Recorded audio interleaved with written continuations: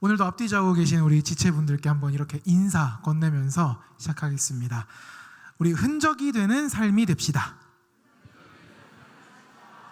네, 흔적이 되는 삶을 삽시다. 네, 저는 봉독한 말씀을 중심으로 흔적을 따라 걷다 내가 흔적이 된다라는 제목으로 은혜를 나누고 싶습니다. 여러분들은 혹시 누구를 닮으셨나요? 지금 거울을 보셔도 좋지만 지금 나의 행동이나 말 이런 걸 봤을 때 누구를 닮으신 것 같으세요? 아니면 어렸을 때 뭐 조금 전에 누구를 닮고 싶으셨나요? 누구든지 누군가를 이렇게 닮아가면서 우리는 사는 것 같습니다. 그래서 우리가 지금 하는 어떤 행동이나 말투 이런 걸 보면 맞아, 내가 어릴 때부터 봤는데 지 아빠 똑 닮았어. 이렇게 뭔가 누군가를 닮아가면서 우리 모두는 다 그렇게 살고 있어요. 그것을 인식을 하든지 인식을 못하든지 우리는 정말로 누군가의 영향을, 또 무언가의 영향을 되게 많이 받으면서 살아가는데요. 우리 모두는 예외 없이 어렸을 때 한 번쯤은 정말로 누군가를 이렇게 마음에 품고 무언가를 마음에 품고 닮고 싶었고 따르고 싶었던 적이 분명히 한 번씩은 있으셨을 겁니다. 지금까지 나의 인생이 여기까지 이렇게 흘러온 것이 그것이 누가 되었든지, 그리고 그 누군가가 영웅이었던지 악당이었던지 나에게 영향을 분명히 주었다는 것은 사실인데요. 헤르만 헤세의 소설 데미안에 보면 이 이야기가 아주 잘 담겨져 있습니다. 본받는 삶의 형태가 잘 녹아져 있는데요. 잠깐 짧게 소개를 해드리면 주인공은 싱클레어라는 주인공이 나옵니다. 이 싱클레어라는 주인공은 아주 보수적이고 아주 이 기준이 명확한 집안에서, 그런 종교적으로도 아주 이렇게 빡빡한 집안에서 자란 아이였어요. 그런데 어느 날 한 친구가 전학을 옵니다. 그 전학 온 친구의 이름이 데미안이었습니다. 이 싱클레어는 항상 이렇게 잘 배우고 나는 뭔가 잘 갖춰야 하고 하는 이런 어떤 질서와 기준 안에서 살다가 이 데미안이라는 친구가 어느 날 갑자기 이 싱클레어가 갖고 있는 이 어떤 고정된 관념을 깨는 질문들을 하기 시작합니다.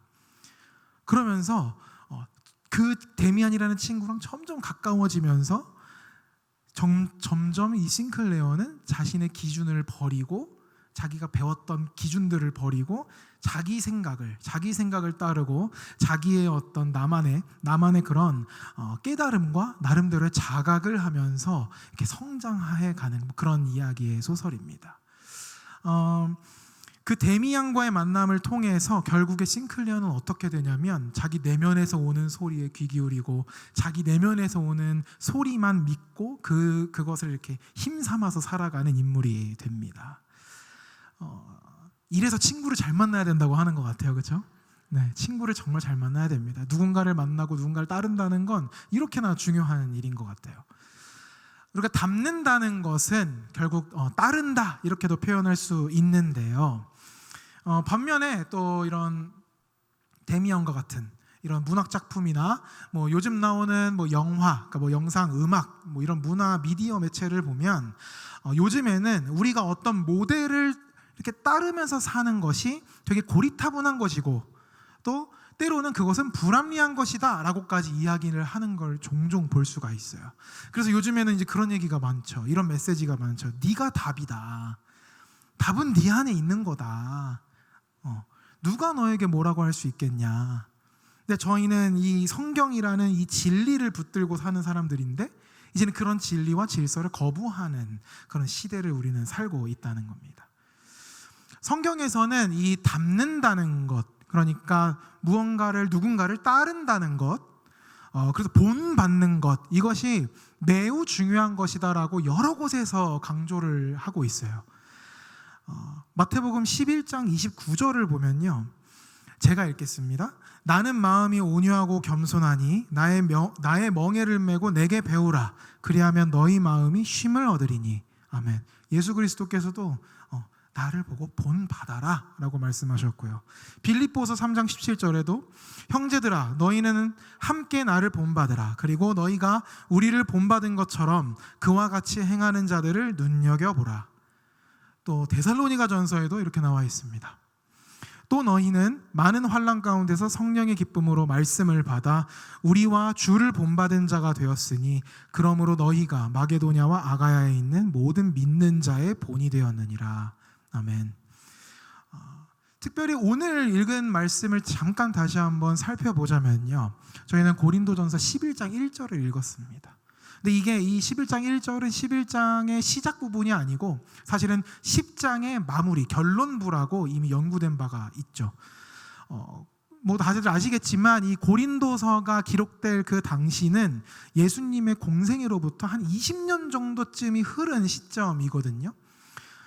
그러니까 이 고린도 교인들은 예수님의 행적들이나 이런 것들을 실제로 경험했거나 막 이랬던 세대는 아닌 거죠. 바로 뒷세대 정도 된 걸로 추측되어집니다. 아시다시피 또 고린도는 이 지역이 굉장히 번창한 상업도시였기 때문에 세속적 가치가 상당히 막 물밀듯 막 넘치는 그런 도시였다고 하죠. 그렇기 때문에 이 교인들은 예수님의 삶을 직접 본 세대가 아닌 그 다음 세대이기 때문에 이 복음의 선포만을 통해서 그리스도를 알고 따르던 그런 세대였습니다. 예수님의 행적 막 이렇게 소문으로 들려오는 지금 저쪽 지역에서 그렇게 하고 계시는 분이 있대가 아니라 복음의 선포로 예수님을 알고 따르던 세대였다는 거죠. 그러니까 사도 바울은 지금 고린도 교인에게 세상 풍조 안에서 본받으며 살아야 한다는 것을 이거 강조를 안 할 수가 없는 상황인 겁니다. 그 도시는 매우 번창했고 정말로 성적으로도 타락하고 도덕적으로도 타락한 그 도시 가운데서 신앙을 지키는 우리 교인들에게 보호해야 했을 거예요. 그리고 이 앞절에는 뭐 제사상에 올라간 음식을 먹어야 되냐 말아야 되냐 이걸 되게 길게 설명하고 있는데 이러한 문화적인 배경이나 이런 모든 것들을 사도 바울은 교인들에게 다 설명해주고 너희가 예수 그리스도를 결국 따르는 나처럼 나를 본받아야 된다라고 이렇게 강조를 하고 있는 겁니다. 그러니까 예수 그리스도를 직접 경험한 세대는 아니기 때문에 그런 그들에게 정말 예수 그리스도를 가장 효과적으로 전할 수 있는 방법은 아마도 사도 바울 본인께서 삶으로 그리스도인으로서 정말 이렇게 최선을 다해서 삶으로 보여주는 방법이었을 거라 생각합니다. 그러니까 그것을 보고 나를 본받으라고 얘기를 할 수 있었던 게 아닐까 싶습니다. 저는 아직 좀 부끄럽습니다. 저희 고등부 아이들에게 얘들아 전도사님 본받아야 되라고 말하기 좀 어려워요. 나처럼은 안 해도 돼. 오히려 이렇게 얘기할 수 있는데요. 사도 바울은 자신이 먼저 예수 그리스도를 향한 그 방향키를 꽉 쥐고 그를 닮아가는, 그를 따르는 그 삶을 살면서 너희도 이렇게 살아야 한다라고 말하고 있습니다. 그 바울의 마음이 마치 오늘날의 이 시대를 살고 있는 저희들에게도 같은 마음으로 울리는 것 같아요. 우리가 닮는다라고 하는 이런 표현을 쓸 때요, 닮는다라는 표현을 쓸 때 단지 어떤 모습을 모방하는 것, 그냥 따라하는 것, 그러니까 이 정도로의 의미로 우린 사용하지 않죠. 닮는다라고 하면 뭔가 그 존재 전체가 뭔가 동일화가 되는 그런 이미지로 저희는 이야기를 하죠.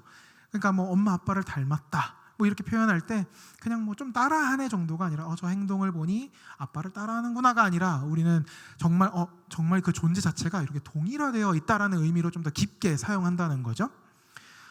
그런 의미에서 여러분들은 오늘 지금 스스로의 모습을 한번 돌이켜 보시면서 나는 지금 누구를 닮아 있나 한번 생각해 보시길 바랍니다. 보통은 우리가 싫어하는 사람 많이 닮는다고 해요, 그렇죠? 네, 저도 많이 닮아 있는 것 같습니다. 정말 우리는 누구를 지금 닮아 있는 걸까요? 저는 어려서부터 할머니 손에서 길게 자랐습니다. 어렸을 때니까 초등학생 정말 초등학교도 입학하기 전부터 할머니 손에 컸는데요. 정말 많은 투정도 부리고 사춘기 시기도 함께 보냈는데 그러면서 할머니 가슴에 이렇게 못 박는 말도 많이 하고 행동도 많이 하면서 그렇게 자랐습니다. 그런데 저희 할머니께서 항상 입이 닳도록 하시던 그 문장이 있었어요. 그게 뭐였냐면 너 나중에 내가 죽으면 넌 진짜 많이 울 거다. 항상 그렇게 말씀하셨어요. 저는 어렸을 때, 그때도 어렸으니까 뭐라고 얘기했냐면 당연히 할머니 슬프니까 울겠지 하고 그냥 이렇게 생각했어요. 근데 지금 이렇게 생각을 해보니까 그 할머니의 막내딸의 유일한 외동 손주였어요, 제가. 그러니까 얼마나 그 당신의 인생을 넣어서 그 사랑을 막 전해주셨는지 그 문장에 담겨져 있는 것 같아요. 그러니까 너 내 사랑을 잊지 말라는 어떤 그런 의미이지 않았을까 싶습니다. 사진을 하나 준비했는데요. 저희 할머니고 제가 초등학교 1학년 돌아가는 입학식을 마치고 지금 나오면서 찍은 사진입니다. 말썽 되게 부리게 생겼습니다. 진짜 할머니 말 안 듣고요. 네, 감사합니다. 네. 갑자기 요즘 얼굴이 나와서 저도 2019년에 어느 추웠던 1월 겨울의 어느 저녁이었습니다. 하나님께서 저희 할머니가 정말 오랫도록 힘들어하시던 신경통과 다리 통증 그리고 고관절 골절을 싹 해결해 주시는 역사가 일어난 거죠. 하나님 품으로 데려가 주신 거예요. 네. 그걸로부터 자유해지셨어요. 그때를 생각하면 엄마가 엄마 하면서 울던 모습이 아직도 저는 눈에 선합니다. 근데 저는 할머니의 말대로 막 엄청 눈물이 안 나는 거예요. 아무렇지 않은 거예요. 장례식 입관이 끝나고 뭐 이렇게 어르신들 도와서 일을 다 도와드리고 한 반나절쯤 지났을까? 조금 더워서 화장실에 가서 이렇게 아무도 없는 화장실에 들어가서 이제 세수 좀 하려고 수도를 켜고 이렇게 물을 떠서 얼굴에 딱 대는 순간 마치 스위치가 눌린 것처럼 그때부터 한참 울었던 것 같아요.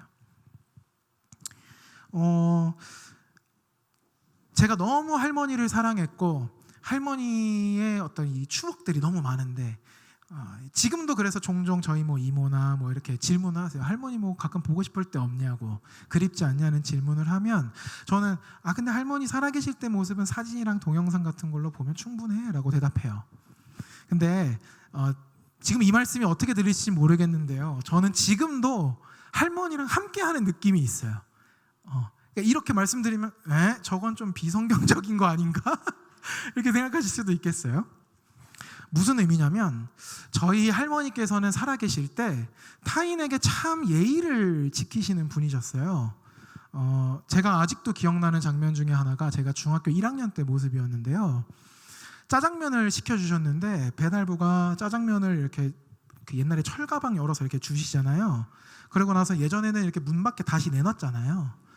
근데 그거 2번 일하시지 말라고 기다리라고 하시면서 집에 그릇에다가 옮겨놓고 씻어서 다시 주시는 이런 모습들이 아직도 선하게 남아있고, 뭐 젊은이들, 이렇게 동네에서 만나는 젊은이들한테 함부로 반말하지 않으셨고, 뭐 이렇게 버스 같은 걸 타셔도 기사님들이나 뭐 어디 뭐 직원분들에게도 항상 예의 바르게 하시는 것, 그리고 조금 동네 할머니랑 약간 마찰이 생기면 항상 져주시는 모습들, 이런 게 제가 어린 저에게 그 모습이 참 이렇게 선하게 남아 있습니다. 그래서 저도 모르게 마음 가운데 나도 저렇게 늙어가야 되겠다, 나도 저렇게 살아야 되겠다라는 생각을 감히 가져본 것 같아요. 아직도 물론 저는 인격적으로 여전히 부족하지만 그 삶으로 보여주셨던 가르침이 여전히 제 마음 가운데 남아서 오늘날의 제 인격이 계속해서 성장해 나가는 것에 되게 큰 영향을 주고 있다는 걸 요즘에 너무 많이 느끼고 있습니다. 할머니는 저한테 흔적이 되신 거죠.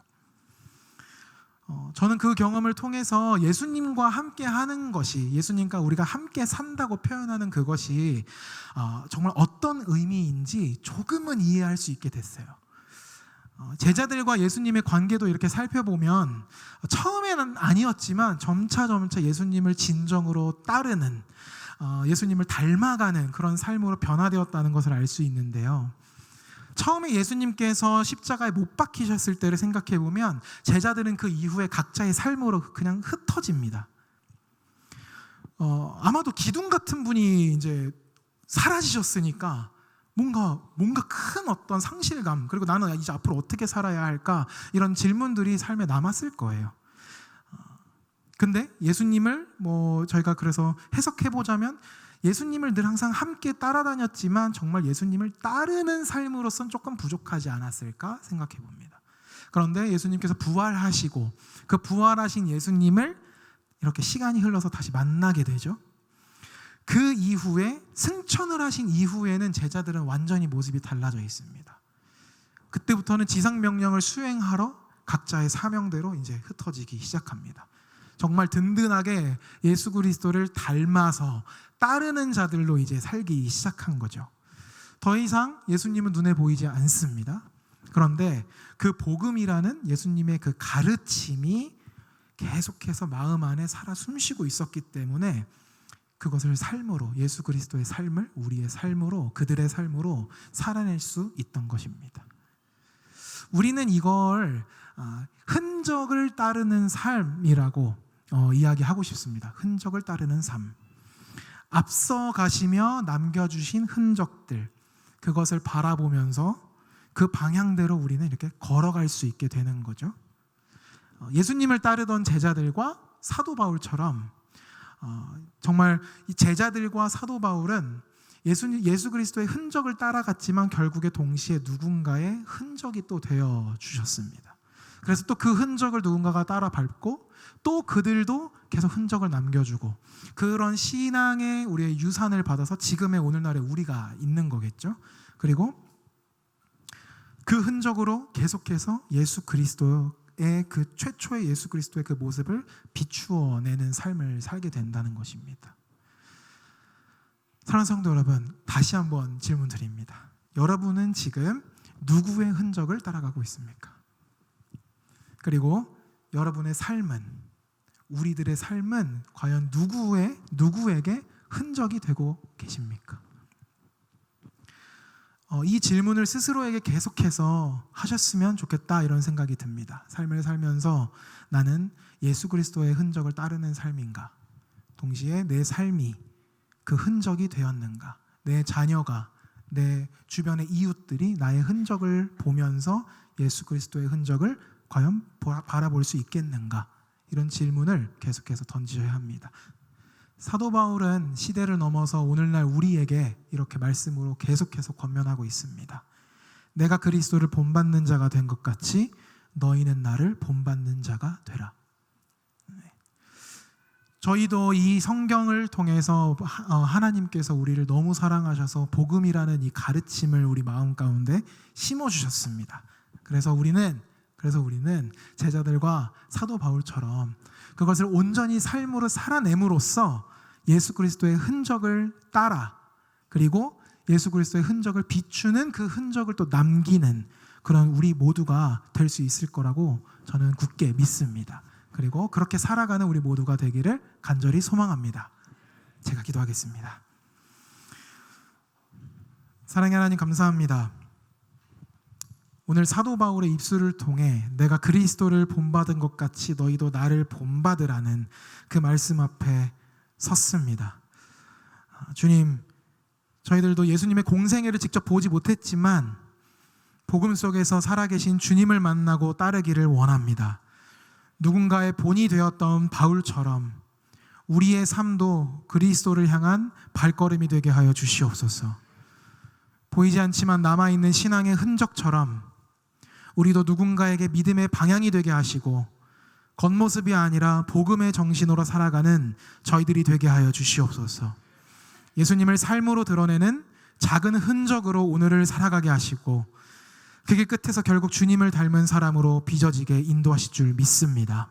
감사합니다. 이 모든 말씀 우리 주 예수 그리스도의 이름으로 기도드렸습니다. 아멘.